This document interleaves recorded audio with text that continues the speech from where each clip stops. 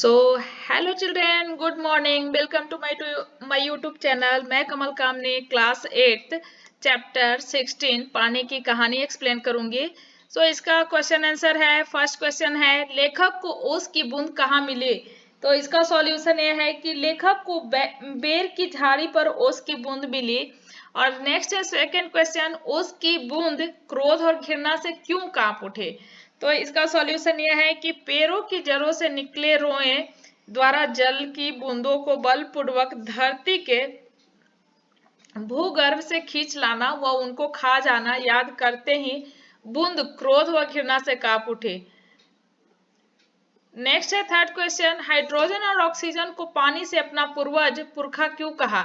तो इसका सॉल्यूशन यह है कि जब ब्रह्मांड में पृथ्वी व उसके साथी ग्रहों का उद्भव भी नहीं हुआ था, तब ब्रह्मांड में हाइड्रोजन व ऑक्सीजन दो गैसें सूर्यमंडल में लपटों के रूप में विद्यमान थी। ऑक्सीजन व हाइड्रोजन के बीच रासायनिक क्रिया हुई, दोनों को संयोग से पानी का जन्म हुआ, इसलिए बूंद ने इन दोनों को अपना पूर्वज कहा है। अब नेक्स्ट है फोर्थ क्वेश्चन, पानी की कहानी के आधार पर पानी के जन्म और जीवन यात्रा का वर्णन अपने शब्दों में कीजिए। तो इसका सॉल्यूशन यह है कि पानी का जन्म हाइड्रोजन व ओसजन ऑक्सीजन के बीच रासायनिक प्रक्रिया द्वारा होता है। जब ब्रह्मांड में पृथ्वी व उसके साथी ग्रहों का उद्भव भी नहीं हुआ था, तब ब्रह्मांड में हाइड्रोजन ऑक्सीजन दो गैसें सूर्यमंडल में लपटों के रूप में विद्यमान थी।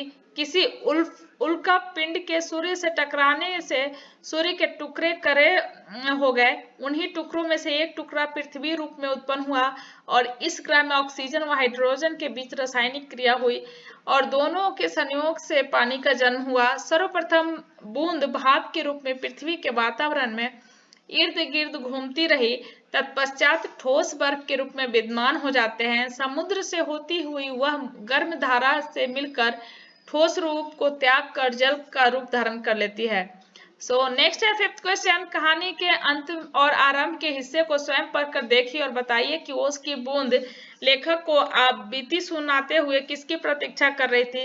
इसका सॉल्यूशन यह है कि कहानी के अंत और आरंभ के हिस्से को पढ़कर यह पता चलता है कि ओस की बूंद सूर्य उदय की प्रतीक्षा कर रही थी। और इसका नेक्स्ट है सिक्स्थ क्वेश्चन, समुद्र के तट पर बसे नगरों में अधिक ठंड और अधिक गर्मी क्यों नहीं पड़ती? तो इसका सॉल्यूशन यह है कि समुद्र के तट पर बसे नगरों में अधिक ठंड और अधिक गर्मी नहीं पड़ती, क्योंकि वहां के वातावरण में सदा नमी होती है।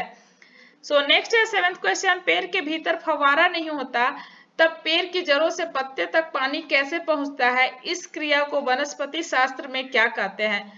इसका सॉल्यूशन यह है कि पेड़ के भीतर फव्वारा नहीं होता, तब पेड़ की जड़ों से पत्ते तक पानी पहुंचता है, क्योंकि पेड़ व जड़ों व तनों में जाइलम और फ्लोएम नामक वाहिकाएं होती है, जो पानी जड़ों से पत्तियों तक पहुंचाती है। इस क्रिया को वनस्पति शास्त्र में संवहन ट्रांसपायरेशन कहते हैं। नेक्स्ट है भाषा की बात। तो इसका फर्स्ट क्वेश्चन है, किसी भी क्रिया को पूरी करने में जो भी संज्ञा आदि शब्द संलग्न होते हैं, वे अपनी अलग अलग भूमिकाओं के अनुसार अलग अलग कारकों में वाक्य दिखाई पड़ते हैं। जैसे वह हाथों से शिकार को जकड़ लेती थी, जकड़न क्रिया तभी संपन्न हो पाएगी जब कोई व्यक्ति वह जकड़ने वाला हो, कोई वस्तु शिकार हो जिसे जकड़ा जाए। इन भूमिकाओं की प्रकृति अलग अलग है। व्याकरण में ये भूमिकाएं कारकों के अलग अलग भेदों जैसे कर्ता, कर्म, करण आदि से स्पष्ट होती है। अपनी पाठ्य पुस्तक से इस प्रकार के 5 और उदाहरण खोजकर लिखिए और उन्हें भली भांति परिभाषित कीजिए। इसका सॉल्यूशन यह है कि फर्स्ट है, आगे एक और बूंद मेरा हाथ पकड़कर ऊपर खींच रही थी। पकड़कर का अर्थ है संबंध कारक, यह है संबंध कारक।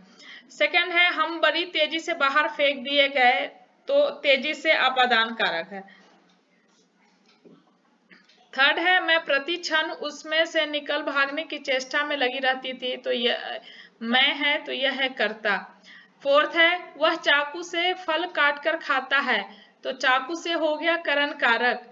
और फिफ्थ है, बदलू लाख से चूड़ियां बनाता है, तो लाख से हो गया करण कारक। So thank you children, like and subscribe, please like and subscribe my channel.